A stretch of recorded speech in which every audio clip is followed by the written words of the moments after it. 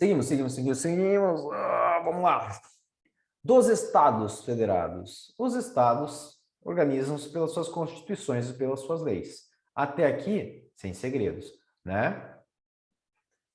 Cabe aos Estados explorar os serviços mediante concessão, ó, mediante concessão, tá? Eles trocam isso aqui por permissão, tá? Você vai gravar o concessão com o C de gás canalizado, tá? Então, serviços locais de gás canalizado. E é vedada a edição de medida provisória para a regulamentação dos serviços locais de gás canalizado. Isso aqui cai em concurso e por isso está todo em vermelho e grifado, tá? Cabe aos estados gás canalizado, serviços locais de gás canalizado, tá? Deixa eu procurar na Constituição aqui, mais uma vez que aparece o gás canalizado aqui que eu quero mostrar para vocês. Canalizado. Gás. Não, drogas não, gás. Só gás. Gás natural.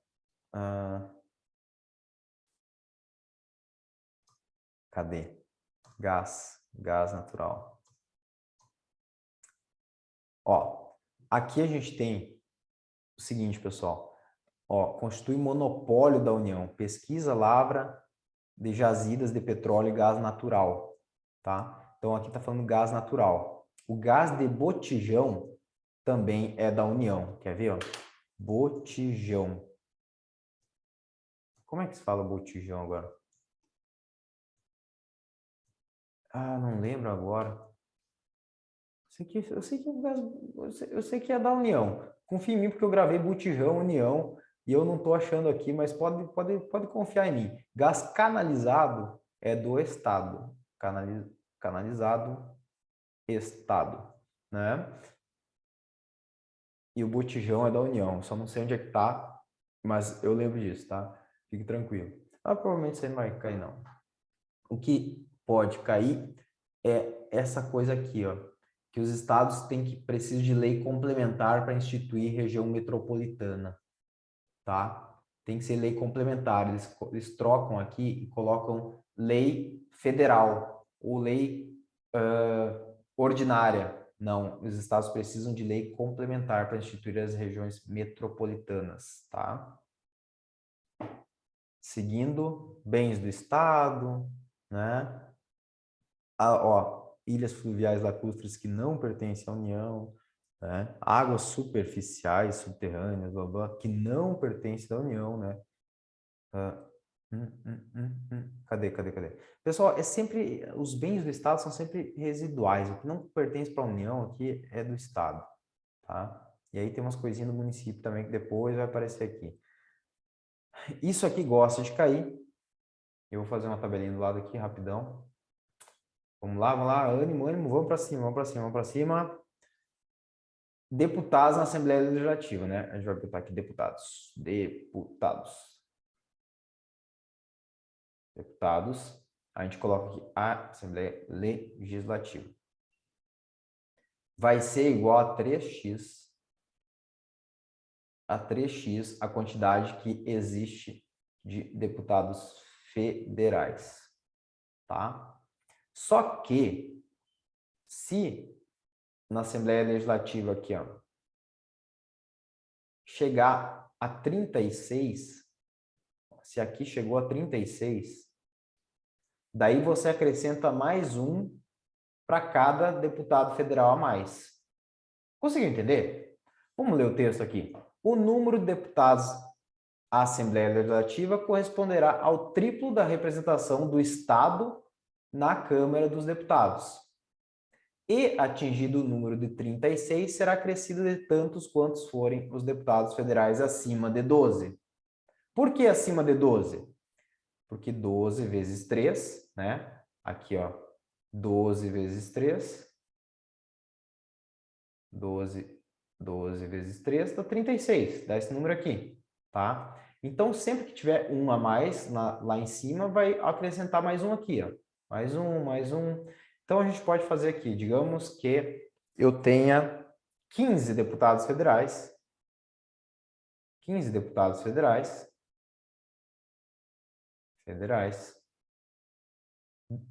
do estado do Rio Grande do Sul. Né? Quantos deputados federais eu terei na Assembleia Legislativa? É só a gente ver. 15, já tem 12, né? 15 é 12 mais 3. Ah, tá. Então, 12, eu já tenho aqui 36 deputados na Assembleia Legislativa. Mais quantos? Mais 3. A gente vai ter aqui 39 na Assembleia Legislativa, tá? Que daí você vai acrescentando. Quando chegou no número 36, cada deputado federal que tenha mais vai ser um deputado federal a mais, um deputado estadual a mais na Assembleia Legislativa, tá? Vamos lá. Ah, isso aqui você sabe, né? O período legislativo, 4 anos, deputados estaduais, né? Vão ter os mesmos direitos aí do deputado, deputados federais, né? Vamos seguindo. Iniciativa popular, legislativo estadual. E aqui a gente chega numa parte mega importante. Pessoal, a parte da administração pública aqui é muito importante. Isso aqui cai demais, tá? Cai demais. Cai o quê? Administração pública direta e indireta de qualquer dos poderes da União, dos estados, do DF e dos municípios. Então, assim, administração pública. A gente tem a administração pública. Administração pública direta. A administração pública direta é o próprio Estado administrando, tá? É o próprio Estado administrando. Então, a gente, através da administração direta, a gente tem o quê? Os órgãos. Os órgãos. Os órgãos, o DPEM, o Departamento Penitenciário, é um órgão da administração direta. Então, ele está ligado direto ao ente estatal ali, né? E nós temos também a administração indireta. Administração indireta. A administração indireta é formada por 4 entidades, né? 4 entidades, que são a fase. Que fase? Que fase? A fase são o quê? As fundações,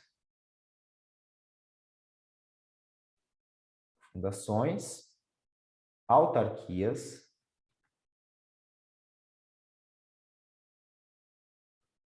sociedades de economia mista e as empresas públicas. Empresas públicas, tá? Fundação, você pode pensar na... Qual é uma fundação? FUNAI. FUNAI não é uma fundação? Se não me engano, a FUNAI é uma fundação. As autarquias, você pode pensar no INSS, né? INSS, Sociedade de Economia Mista, Banco do Brasil é uma sociedade de economia mista, e as empresas públicas, a Caixa Econômica Federal é uma empresa pública. Sociedade de Economia Mista, patrimônio é misto, né? Patrimônio vai ser um tanto do Banco do Brasil ali, né? Do ente ali, da entidade, e o resto vai ser de patrocinadores ali, né? De particulares, de pessoas que entram junto com recursos aí dentro do Banco do Brasil. Particulares eu não sei dizer, mas grava o seguinte, grava que Sociedade de Economia Mista tem esse nome aqui porque o dinheiro que está aqui nessa sociedade não é todo o dinheiro público, tá? Já as empresas públicas, todo o dinheiro que está dentro da empresa pública é dinheiro público, tá? Beleza? Diferenças. Fundações e autarquias precisam... As fundações públicas, tá? Fundações públicas, aqui a gente está falando de fundações públicas, porque existem fundações privadas, é outra coisa. As fundações públicas e as autarquias precisam de lei específica para criá-las.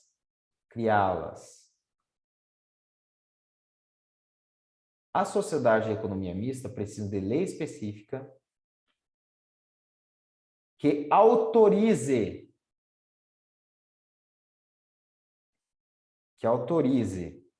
a criação. tá? É bom dar uma passada aqui para você saber o que é. Pessoal, ó, presta bem atenção. Vocês vão ver muito em permissão, concessionária, o que mais? Paraestatal, não sei o que. Vocês vão ouvir vários termos aí, tá? Grave o seguinte, somente estas aqui são administração indireta. Somente nenhuma mais em lugar nenhum do mundo, tá? Somente essas aqui são, grava, pode ficar tranquilo, grava bem isso aqui.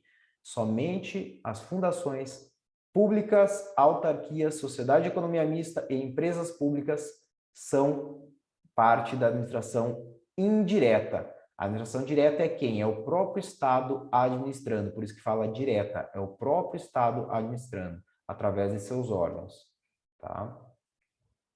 Diretamente ou através de seus órgãos, fala, né? Quando a gente tem administração indireta, a gente está falando do fenômeno da descentralização.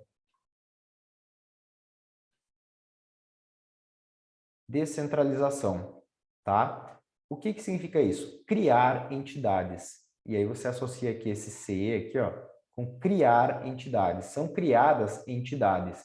Isso é descentralização, né? É uma maneira de melhorar aí a eficiência, né? A gente divide as atribuições, passa para, é uma outorga, né, de atribuições aí, e são criadas essas entidades aqui para que o Estado consiga ser mais eficiente, tá? A administração direta fica com o Estado e os órgãos são criados através do fenômeno da desconcentração. Desconcentração. E aí é o seguinte, você gravou aqui, ó, que aqui, ó, criação de entidades. De entidades. Aqui, desconcentração, criação de... Aqui, ó, né? Criação de órgãos, tá? Criação de órgãos. Desconcentração, criação de órgãos. Descentralização, criação de entidades, tá bom? Sei que a letra não está das melhores, mas espero que você esteja entendendo, tá? E aí, uma noção interessante da gente ter, isso aqui é bom que você anote com papel, tá? Eu vou limpar essa tela, eu juro que vou melhorar essa letra, tá? Eu juro que vou melhorar. Vou salvar, vou salvar. Salvar com a letra feia também, porque não pode ter só coisa bonita.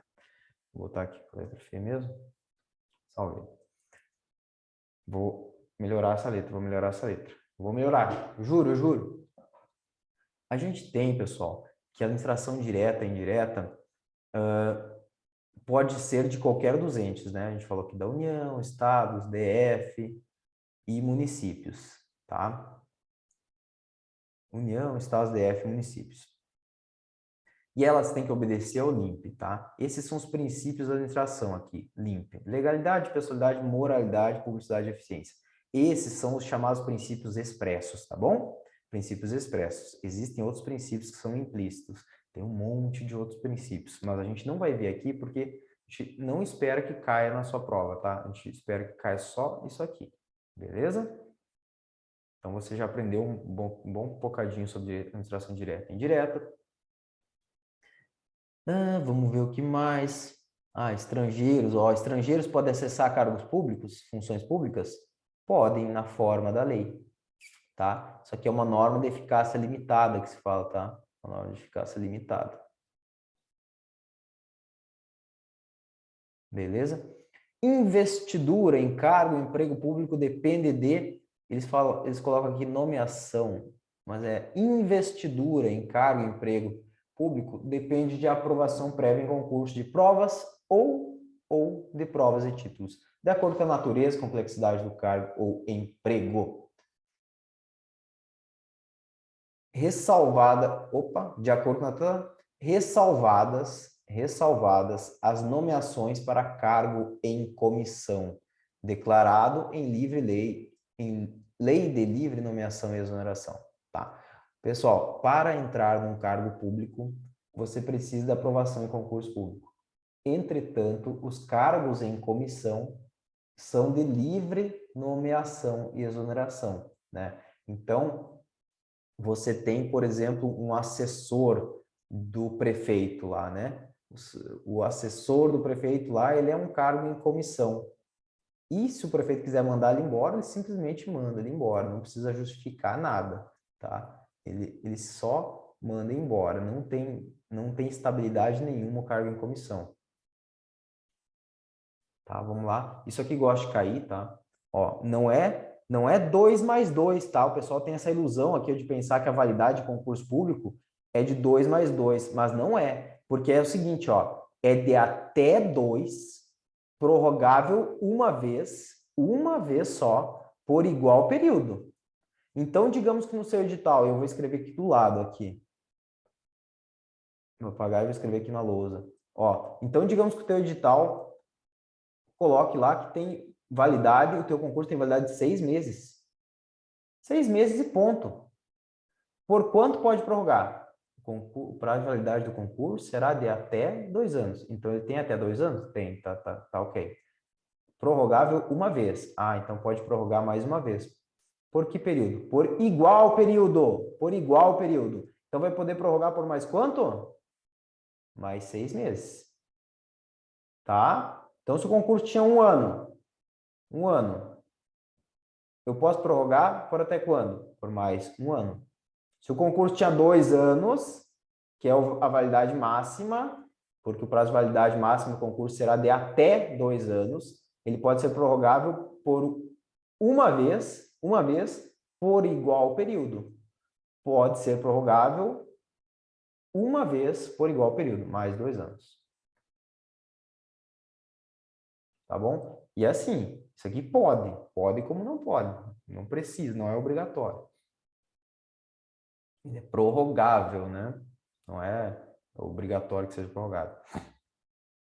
Esse inciso aqui adora cair, tá? Sobre as funções de confiança, tá? Função de confiança é exercida somente por servidor público efetivo, tá? Função de confiança, somente servidor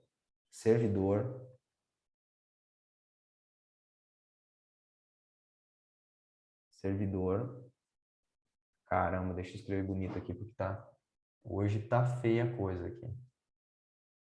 Eu vou dar desculpa, porque hoje eu treinei o braço, aí a mão tá travada. Essa é a desculpa.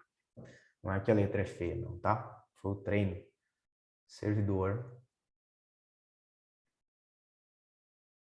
Ó, melhorou já, é só força de vontade. Servidor efetivo.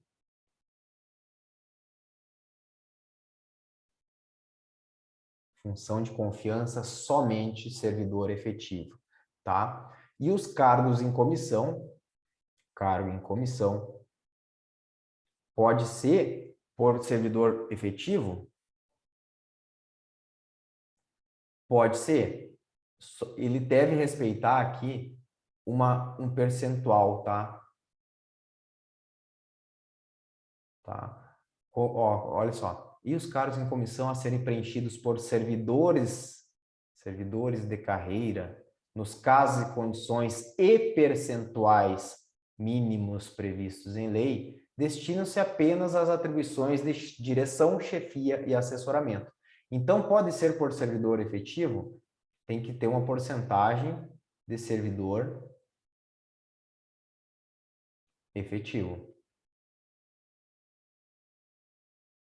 Uma porcentagem, o resto pode ser por outras pessoas, tá? Por particulares, quaisquer outras pessoas respeitadas a súmula 13 do STF. Você está curioso, vai lá e olha qual é a súmula 13 do STF, tá? E quais são os objetivos aí, as funções, as atribuições do cargo de confiança. Cargo de confiança é somente para a função de direção, chefia e assessoramento. Direção, chefia e assessoramento. Tá bom? Ó, aqui embaixo a gente tem, ó, bem específico aqui, ó, que é garantido ao servidor civil o direito à livre associação sindical. O diretor não falou nada sobre o militar aqui, tá? A lei estabelecerá caso de contratação por tempo determinado. Tempo determinado, dentro do serviço público, é só em caso de necessidade temporária e excepcional interesse público. Tá bom? Seguimos. Vamos lá. O que eu vou passando aqui não é que não é importante. Pessoal, o mais importante, eu grifei e vou tentando dar as minúcias para vocês, tá? Esse artigo gosta de cair, eles trocam aqui, né? Então, os vencimentos do Legislativo e do Judiciário não poderão ser superiores aos pagos pelo Poder Executivo. Não sei qual é a razão exata disso aqui, mas quem arrecada é o Poder Executivo, né? Então, o Executivo é quem vai lidar com o dinheiro, é quem vai fazer o repasse de verbas e tudo. E aí, eu acho que a relação é essa. Eu não entendo a parte de como é que seria? Seria a parte tributária, orçamento, direito financeiro, sei lá. Mas esse artigo cai desse jeito que está aí, que não pode ser superior ao Poder Executivo. Vamos lá. Aí aqui a gente tem o artigo que mais cai na Constituição, na história inteira da Constituição. Esse aqui é o artigo número 1 da Constituição Federal. É o artigo que mais cai, é o artigo premiado, medalha de primeiro lugar, tá? Vedada acumulação remunerada de cargos públicos, exceto quando há compatibilidade de horário. E observado o inciso tal aqui, esse inciso tal aqui vai falar da... Cadê XI? Sobre o teto remuneratório, tá? O teto remuneratório. Esse teto remuneratório é interessante ver uma tabelinha, procurar uma tabelinha na internet até. Sobre teto remuneratório. Lembra de procurar, dá um Google aí, procura teto remuneratório. Remuneratório, tá? Teto remuneratório vai ter várias tabelinhas aí que você vai encontrar sobre o teto remuneratório. Leia o inciso e veja se você acha uma tabelinha legal, tá? Que é o máximo da remuneração, o teto remuneratório, né? Vedada, então, a acumulação remunerada, exceto quando há compatibilidade de horário. Então, do que? 2 cargos de professor, 2 cargos de professor, 2 cargos de professor. Vou salvar aqui. Só quem assiste a aula vai entender esse negócio aqui, porque o resto da galera não vai entender esses resumão aqui. Por isso que é interessante você fazer os seus resumos, porque eu sei o que eu estou escrevendo aqui e depois eu lembro o que eu escrevi. E ficou uma informação gigante em um pedacinho pequenininho, né? Então a gente vai colocar aqui, ó, acumulação remunerada.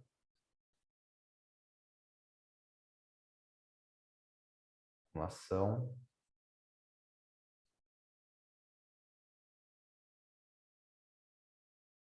remunerada. Remunerada, 2 pontos. A gente vai colocar aqui um dinheirinho aqui do lado. Aqui, acumulação remunerada. Qual que pode? Vamos colocar primeiro quando que pode. Quando que pode? Quando há compatibilidade de horários. Compatibilidade de horários.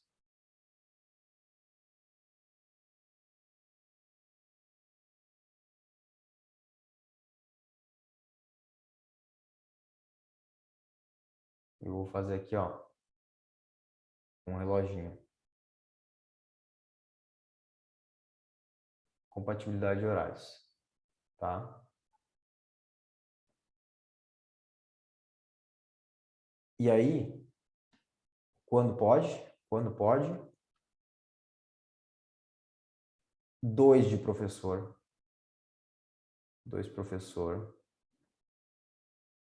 2 de professor. Vou colocar escrito aqui, extenso. 2 de professor. 1 de professor. Mais 1 técnico ou científico. Quando, de novo? 2 de profissional da saúde. 2 de profissional da saúde com profissão regulamentada, tá? Isso aqui você vai saber que é profissão regulamentada, beleza? Olha aqui que top que ficou, que legal que ficou, né? Um negócio resumidinho. A gente colocou aqui, fez uma anotação, e é assim que você deve fazer. Você tem que ter um caderno, e você vai fazendo isso aqui, você pode fazer isso aqui com a Constituição inteira. Por mais que hoje você ache que vai perder tempo, porque você está com o edital aberto, você pode ir formando isso aqui, tá? E não precisa ser na ordem da Constituição. Conforme você vai estudando, você vai fazendo, você vai olhando, opa, isso aqui é importante. E aí pode ficar todo bagunçado, mas é o seu caderno, você vai lembrar de tudo que você colocar nele, tá? Seu caderno da lei seca, isso é muito importante fazer um caderninho da lei seca. Né? Olha aqui o que a gente colocou aqui, a informação. A lei cria autarquia, a lei autoriza a criação da empresa pública, sociedade, economia mista e fundação. Lembrando aqui que a lei cria a fundação pública, tá? Se a fundação pública, ela também é chamada de fundação autárquica. Se ela for uma fundação privada, daí a lei autoriza a criação, tá? Agora, a lei cria a fundação pública, porque a fundação pública é chamada de fundação autárquica, tá? Então, existe fundação pública e fundação privada, beleza? Ó, só eu vou ressaltar isso aqui. Se aparecer fundação pública, a lei tem que criar. Se aparecer só fundação ou fundação privada, antes a gente falou lá e eu falei só da fundação pública, não falei a fundação privada, que eu esqueci de falar. Se falar só da fundação privada, aí vai ser autorizada, tá? Ó, a lei autoriza daí, tá? Se for privada.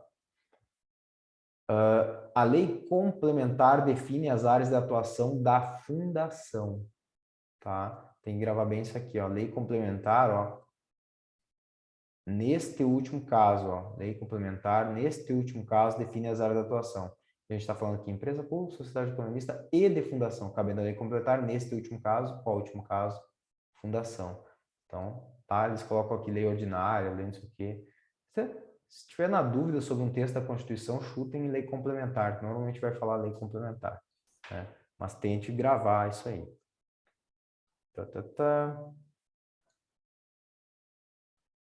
Vamos lá, isso aqui gosta até de cair, mas... isso aqui é interessante, pessoal. Quem comete ato de improbidade vai para Paris. Vai para Paris. Improbidade, ó. Improbidade.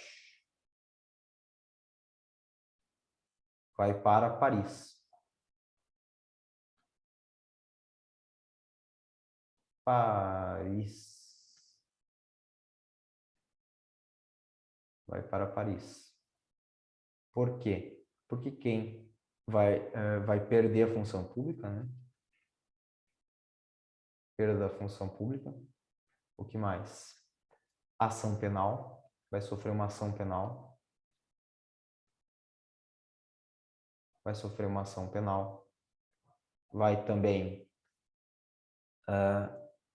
ter que ressarcir o erário. O erário é o dinheiro público, né? O setor público. Ressarcir Paris, e tem aqui ainda a perda, suspensão de direitos políticos é a última, a indisponibilidade de bens. Indisponibilidade de bens.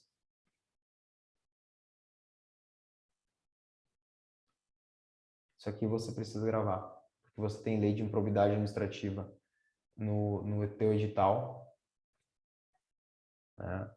Ó, improbidade, e aqui, suspensão. Não é perda, tá? Não é perda, eles trocam aqui.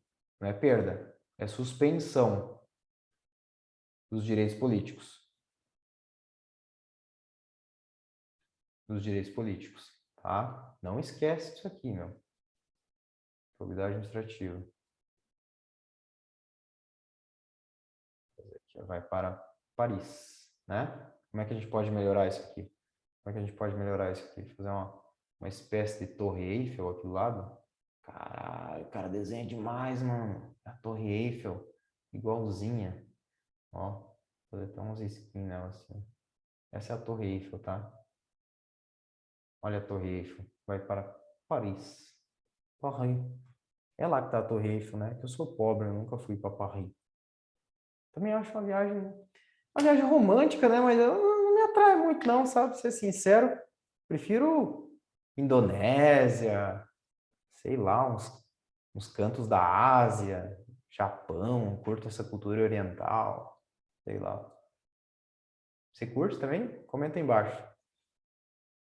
Pá. Pessoal, essas partes aqui você precisa ler, tá? Você precisa ler, tá?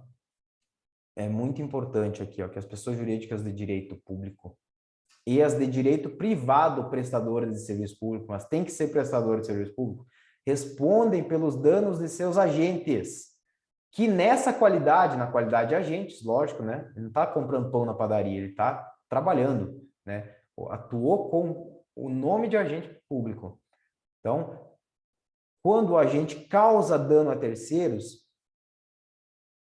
ele tem que, a pessoa jurídica pública vai responder pelos danos, né? E existe o direito de regresso contra o responsável nos casos de dolo ou culpa. O que significa isso? A responsabilidade objetiva é da administração pública. O que é a responsabilidade objetiva? Comprovado o nexo, o dano, comprovado o dano. Eu tenho que anotar aqui, senão não vai dar certo. Deixa eu apagar aqui.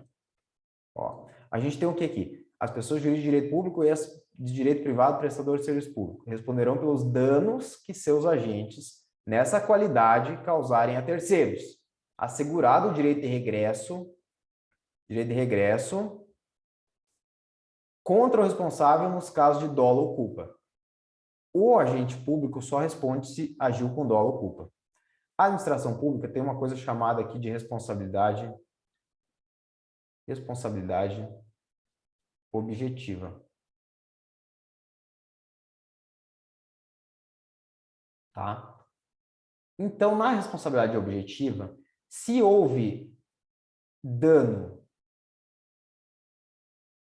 houve um nexo causal. O que é nexo causal? Nexo causal é tipo assim, o dano aconteceu por ação do agente. Houve, então, nexo causal.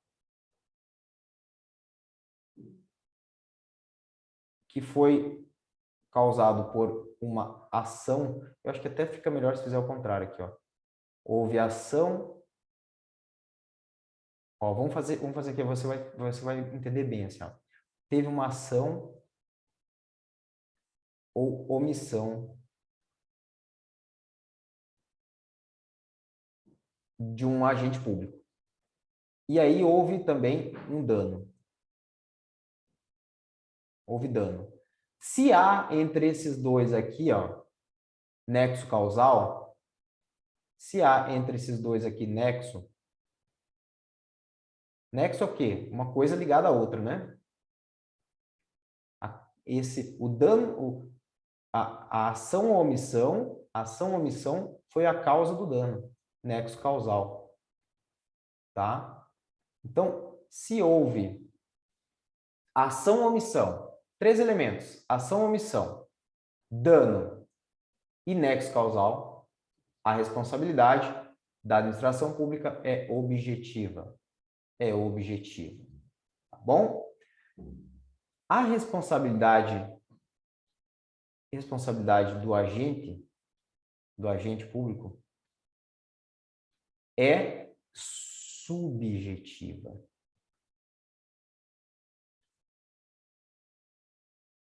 Subjetiva. Deve ser comprovado o quê? O dolo ou culpa. Olha aqui na Constituição, olha aqui do lado na Constituição. Direito de regresso. Regresso de quem? Da administração pública contra o agente, no caso de dolo ou culpa. Por isso que é subjetiva. Subjetivo é o que está dentro do sujeito, tá? Pensa nisso. Subjetivo é aquilo que depende, tá? Objetivo é o que está posto. Subjetivo, dolo ou culpa. Dolo é o quê, né? Vontade ou aceitação. Culpa é eu agir, eu fui sem querer querendo, né? Culpa pode ser imprudência, negligência ou imperícia. Foi um sem querer querendo. Dolo, o cara quis ou assumiu o risco, tá? Então, a responsabilidade primeiro acontece, e a gente vai reduzir aqui, ó, bem pequenininho lá no canto. Opa, não é para fazer isso, vai, Ctrl Z. Ó, a responsabilidade primeiro acontece, primeiro é de quem? Primeiro ela é objetiva da administração. O que a gente precisa ter para ser objetivo da administração? Isso aqui, né? Ação, omissão, né? A gente precisa ter ação, omissão, mais dano, mais nexo causal, né? Tendo esses três aqui, a responsabilidade é objetiva da administração, né? Existem causas excludentes aqui, que é culpa exclusiva da vítima, fato de terceiro, tem mais uma que me escapou agora. Mas fica só nisso aqui que tá bom, tá? Fica só nisso aqui que tá bom. A responsabilidade objetiva é da administração. Quem vai indenizar o particular?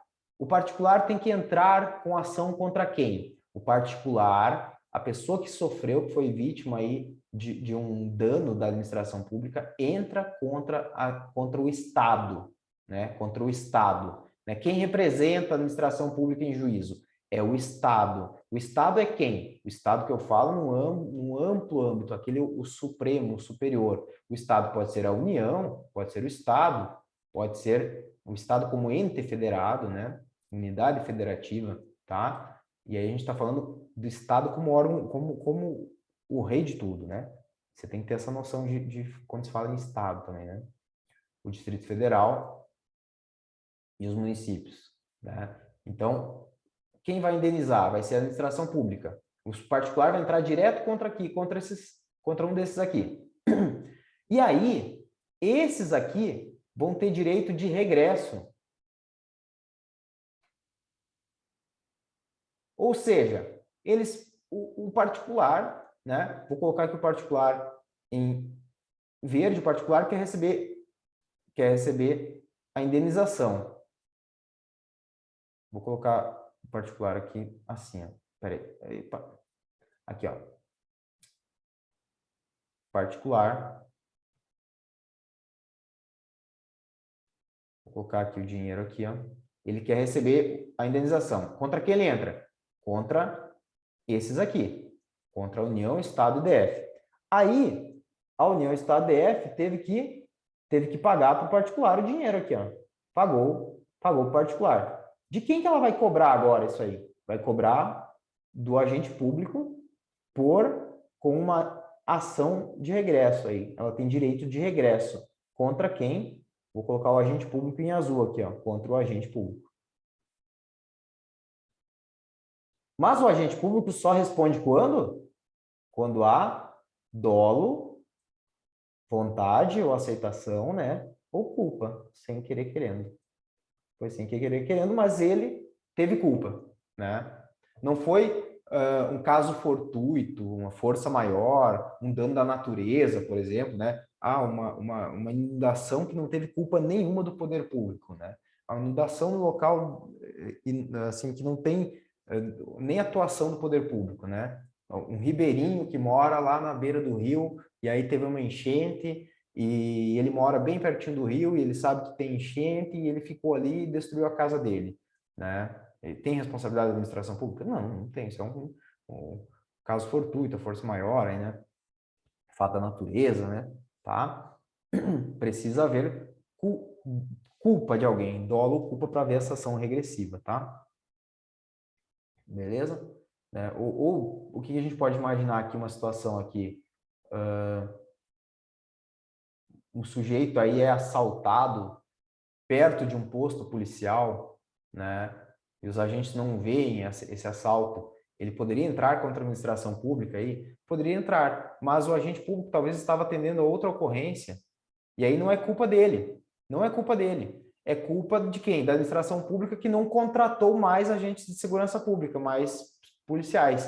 E aí era para ter mais agentes de segurança pública lá dentro da delegacia, mas não tem. E aí o sujeito foi assaltado na frente da delegacia e ninguém ajudou ele. Por quê? Porque não tem policial o suficiente. Aí todos os policiais estavam na rua atendendo outros crimes. Isso é culpa de quem? É responsabilidade de quem? É somente da administração pública. né? Não haverá direito de regresso contra os agentes públicos. Beleza? Deu para entender legal isso aqui? Acho que deu, né?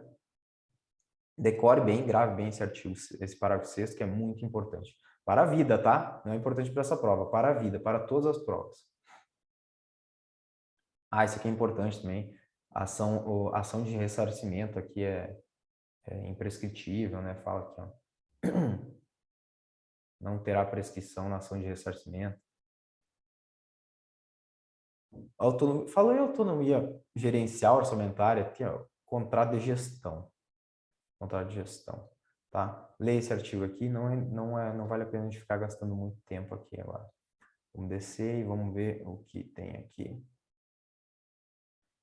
Isso aqui é leitura obrigatória, tá aí escrito grande, tem que ler.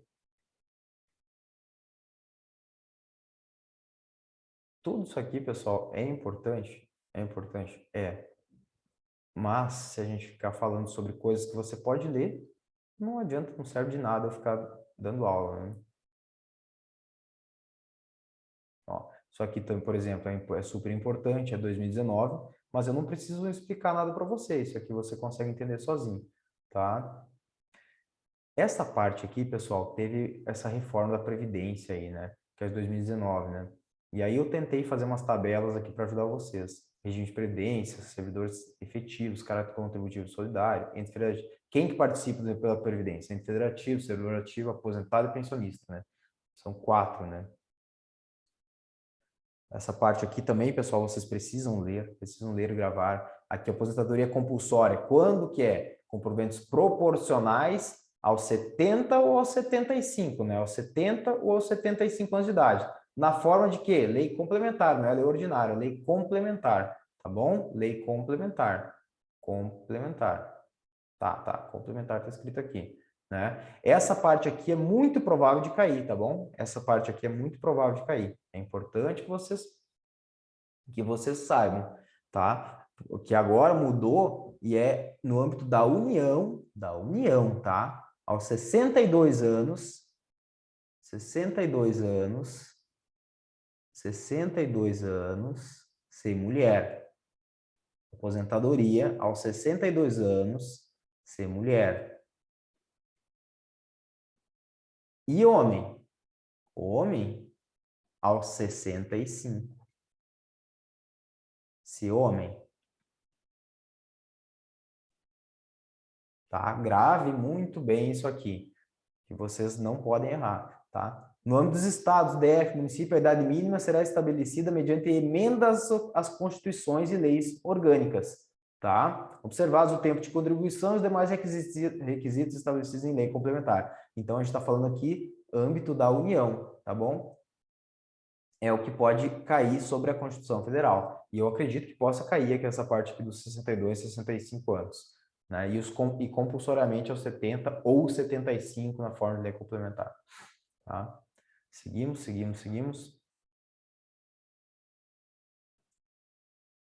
Ó, os professores terão idade mínima reduzida em 5 anos. Tá? É a idade mínima que é reduzida em 5 anos, não é o tempo de contribuição. Contribuição? Não. É a idade, o professor tem a idade mínima reduzida em 5 anos. E aí tem que ser o seguinte, em educação infantil, fundamental ou médio. Não vale o ensino em nível superior, tá? Só educação infantil. Salvar aqui. Imagem. 9. Você precisa fazer complementação nessas imagens aqui logo depois que estuda, senão você vai esquecer o significado, porque eu faço tudo abreviado, tá bom? Porque senão a gente leva 2 horas para escrever aqui, né? Vamos botar aqui, professor... Vou botar um pouquinho mais grossa a caneta aqui, tá? Professor... Aposentadoria.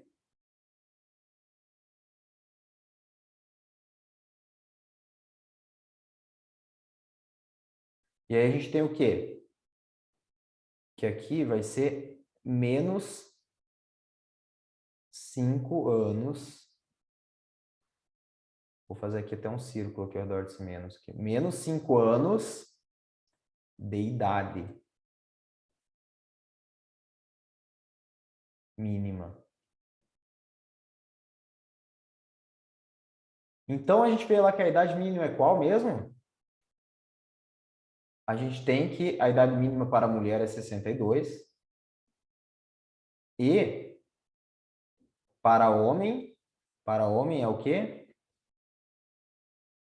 Para homem é 65. E professor é o quê, então? O professor, em verdinho aqui para você gravar legal, o professor vai ficar quanto? Vai ficar aqui 57, né? 57. E aqui vai ficar 60, né? A idade mínima que reduz, não é a contribuição, idade mínima, tá? Isso aqui é até desnecessário de constar aqui, eu não lembro de ter caído assim, mas tá aí, de qualquer forma, um baita cálculo, né? Essas horas aí que meio cansado, é capaz de eu errar até esse cálculo aí. 9, 10. Salvo. Vamos descer, vamos descer, vamos descer. O que a gente tem aqui? Cara, comissão. Leia, tá? Leia o artigo, parágrafo 13. Não precisa explicar, você pode ler. Leia, por favor. Essa aqui é muito provável de cair, cara. Se eu não me engano, já caiu. Eu estou tentando lembrar onde, mas eu já vi cair. Que é vedada a instituição de novos regimes próprios de previdência social. Lei complementar federal estabelecerá para os que já existem normas gerais de organização e funcionamento e de responsabilidade em sua gestão, dispondo, entre outros aspectos sobre blá, blá, blá. Né? Então, é vedada a instituição de novos regimes próprios de previdência social. É vedada a instituição de novos regimes próprios de previdência social. Os antigos podem permanecer, mas é vedada a instituição de novos regimes de previdência social, tá? Novos regimes próprios de previdência social. Repetir vezes que chega, então vamos lá. Estabilidade, pessoal. Não importa o que as leis estaduais digam, dá-se a partir de 3 anos, porque a gente já falou 1000 vezes que a Constituição é o quê? Ela é a norma suprema. A Constituição está aqui em cima, está no topo da pirâmide de Kelsen. Então, a Constituição manda e os outros obedecem. A gente tem que são estáveis após 3 anos de efetivo exercício os servidores nomeados para o cargo de provimento efetivo, em virtude de concurso público, nada de seleção e contratação temporária. Tem que ser concurso público e para provimento efetivo. Após 3 anos de efetivo exercício, vão ser isso. E ele só perderá o cargo quando? Isso aqui é importante, tá? Isso aqui é muito importante. Servidor público, estabilidade, 3 anos. Perde o cargo quando? Servidor público. Servidor.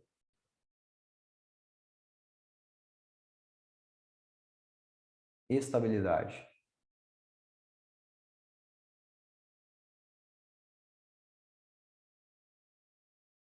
Você vai saber que é exercício efetivo, por favor, né? A gente tem aqui 3 anos. 3 anos.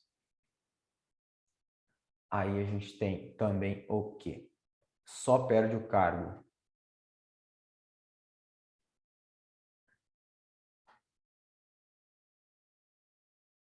Perda. Perda do cargo. Vamos enumerar isso aqui. 1. Sentença.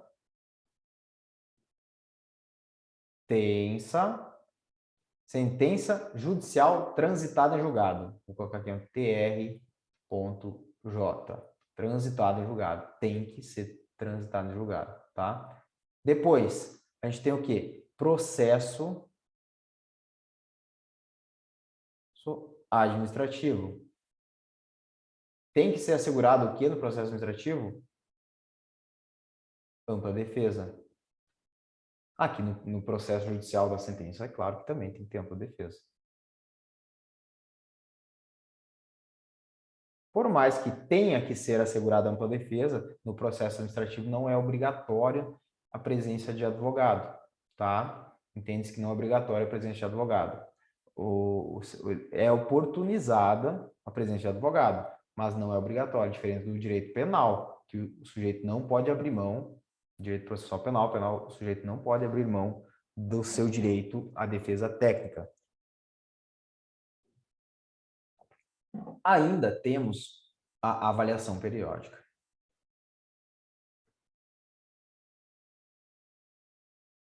Avaliação periódica de desempenho.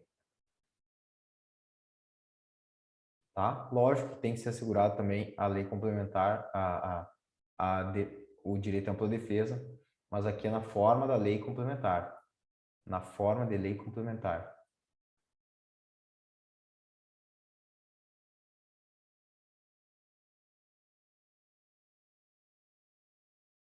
Botei por extenso aqui. Ainda tem um outro caso aqui, tá? Eu vou colocar aqui mais um, aqui, o 4, que não está aqui. O 4 vai tratar sobre a perda por redução de despesas. Mas é muito difícil você perder o cargo aqui por redução de despesas, tá? Adequação aos limites da lei de orçamento.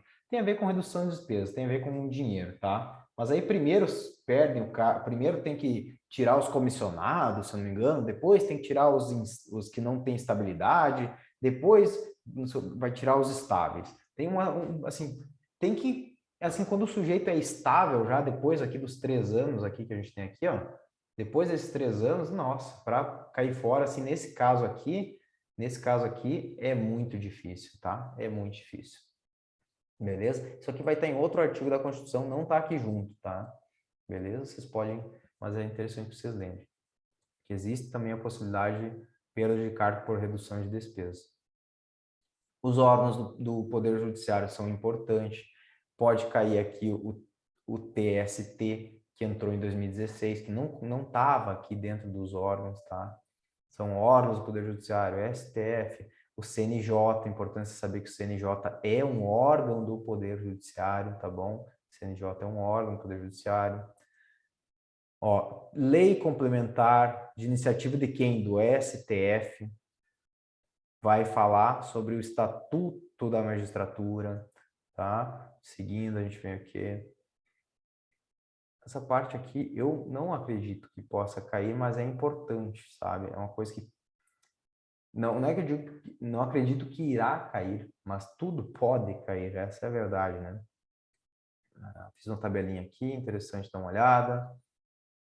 As garantias é importante, tá? As garantias dos juízes é muito importante. As garantias são, você pode chamar de vi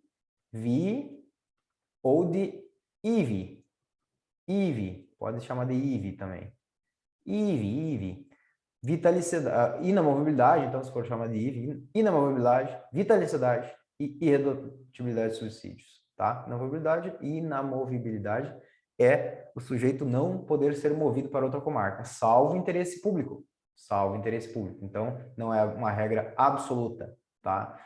E a vitalicidade, diferentemente dos servidores que atingem a estabilidade, aqui do lado a gente viu aqui sobre a estabilidade, o servidor então atinge a estabilidade com 3 anos. Estabilidade dos servidores é com 3 anos. Já a vitaliciedade é com 2 anos. Então a gente bota aqui, ó. Eu vou colocar até o servidor de azul aqui. Servidor. Tá ficando fininha essa ponta aqui. Servidor. Servidor. 3 anos. Estabilidade.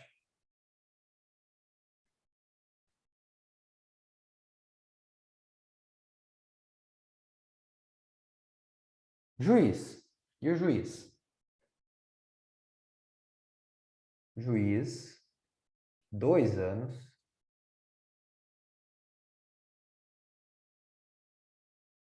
Vitalicidade.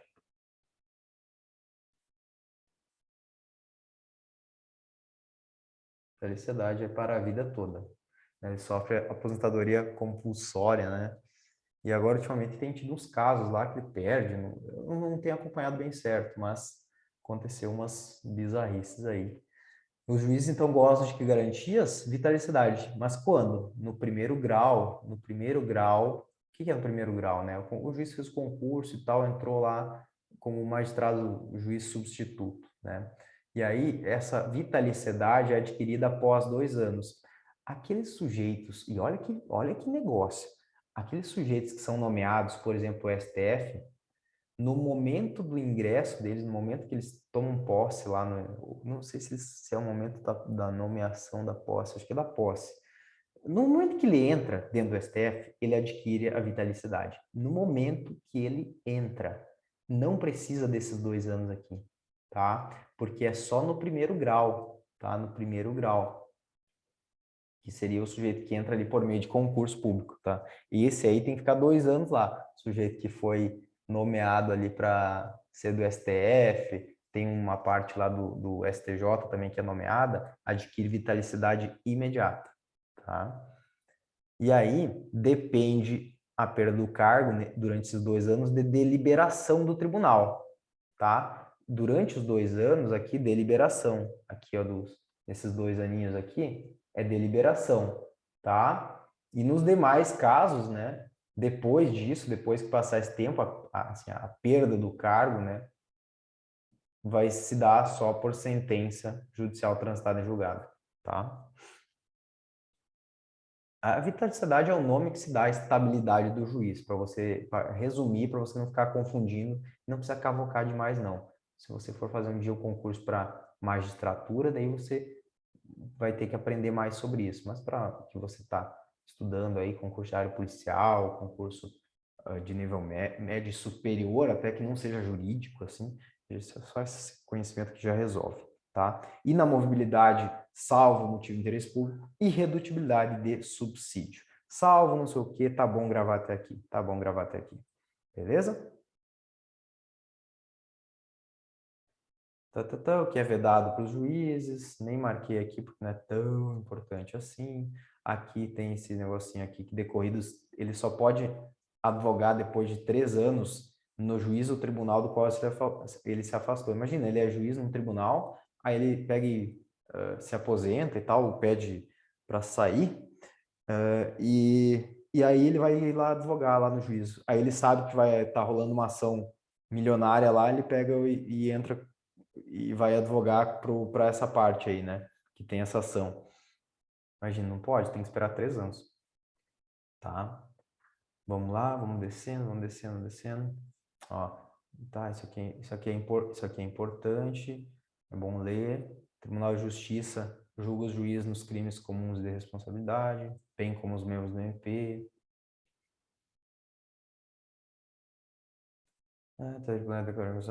Isso aqui é interessante.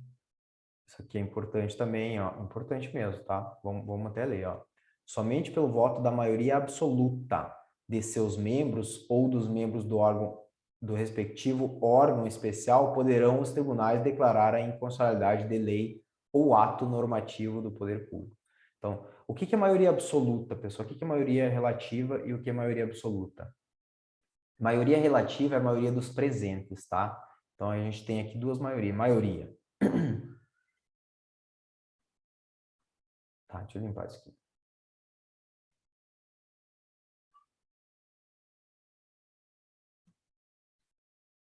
Ó, a gente tem aqui imparcial. Maioria. Sempre que você vê isso aqui, você vai saber, tá? Maioria absoluta. A maioria absoluta é sobre todos os membros. Todos. Fala de todos. Então, absoluta no STF, né? A gente pensa que o STF. O STF tem quantos membros? 11. Tá? Qual a maioria absoluta daqui? Metade mais um. Metade mais um. Como aqui é um número ímpar, a gente vai ter que a maioria absoluta é 6. Tá? A maioria absoluta no STF é 6. Beleza? Seria 5 mais um aqui, né? 5 mais um não, é 5,5 mais um. Tem que ser mais da metade, beleza? Maioria absoluta é mais da metade de todos os membros do órgão, do órgão, tá? Maioria relativa é a maioria dos presentes, tá? E alguns procedimentos tem que ser respeitado uma espécie de quórum, tá? Tá? Tem procedimentos aí lá dentro da... qual exemplo eu poderia dar? Tem alguns procedimentos que você precisa lá ter 2/3 dos membros e tal, sabe? E assim vai, 8 membros, tem procedimentos lá relacionados ao STF que precisa de 8 membros, e assim vai. Estou enferrujado, estou tentando lembrar que não lembro qual que é se é a declaração de inconstitucionalidade, se é para 2/3, isso aí é para... esqueci. Autonomia e tal, descemos. Tribunais, juízes dos estados, ó, julgar a inconstitucionalidade, blá, blá, blá, Tribunal de Justiça Militar. Ó, isso aqui é interessante, ó, quando tem mais de 20 mil integrantes dos militares, pode ter um Tribunal de Justiça Militar no estado, tá bom? Mais de 20 mil. Plano diretor, que também é obrigatório para municípios com mais de 20 mil habitantes. Você pode associar essas duas informações. Coloquei aqui sobre os territórios federais, com mais de 100 mil habitantes, vai ter justiça primeiro e segundo grau, né? Tudo para ir associando, né? Aqui o mnemônico do Ministério Público. Ministério Público, unidade, indivisibilidade, independência funcional. Vou ter o IMP aqui para você gravar, né? Vamos lá. Opa, travou. Pausei na tela, você pode pausar e ler bem tranquilamente. Vamos seguindo. Garantias, as mesmas dos juízes, tá? As mesmas dos juízes. Vitaliciedade após 2 anos, tá? Vitaliciedade após 2 anos. Inamovibilidade e irredutibilidade de subsídio, salvo interesse público também, tá? Aqui não está falando do tribunal e tal lá, mas aqui fala só que eles não podem perder se não o trânsito é julgado, até porque o MP não está vinculado a um tribunal, né? E a gente tem aqui ó, o que eles gostam de trocar, eles gostam de colocar que são princípios institucionais isso aqui, são garantias isso aqui, tá? Então eles vão tentar confundir vocês. Tem que lembrar que os princípios são o princípios do MP. Garantias. Você tem garantia o quê? Garantia que não vai ser demitido, não vai ser mandado para a rua. Uma garantia tem a ver com a vitaliciedade. Garantia de que não vão ter remover para outro lugar quando estiver incomodando o prefeito. Inamovibilidade. E garantia de que você não vai perder dinheiro porque fez alguma merda, sei lá. Tá. Seguimos. Vedações, Interessante ver. Isso aqui é interessante, saber que o MP não pode representar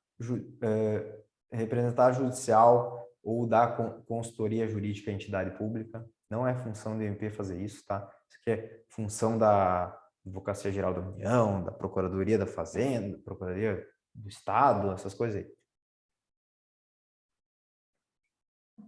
O MP não fica auxiliando as entidades públicas, o MP tem função específica aí, tá?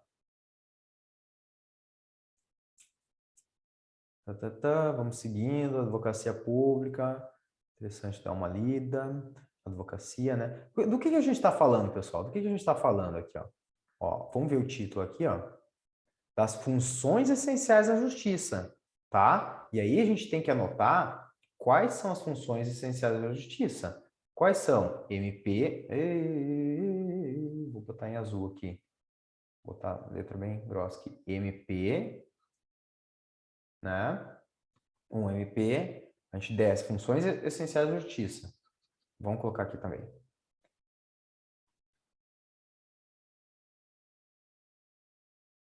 Tá bom, vai ficar de novo aqui. Volta. Funções essenciais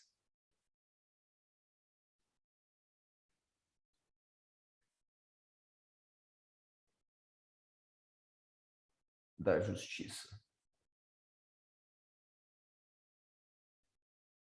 Da Justiça são o MP. Quem mais? A gente desce aqui e vai ver que também cadê? Advocacia Pública. Advocacia Pública. Seguimos. Advocacia. Advocacia é o que aqui? Só tem advocacia, mas é advocacia privada, né? Lógico. Indispensável a administração da justiça, o advogado é indispensável, sendo inviolável por seus atos e manifestações no exercício da profissão. Né? Defensoria Pública também é o que? Uma função essencial. Defensoria Pública. É uma função essencial à justiça. Quem mais? Pronto. Acabou. Pessoal, vou fazer uma pausa e aí a gente vai para uma parte muito importante da Constituição, na qual vocês devem prestar muita atenção. Está acabando, as aulas de constitucional estão acabando. Vamos lá. Se eu estou aqui, você tem que estar aí. Tenha força, foco e fé. Tá bom?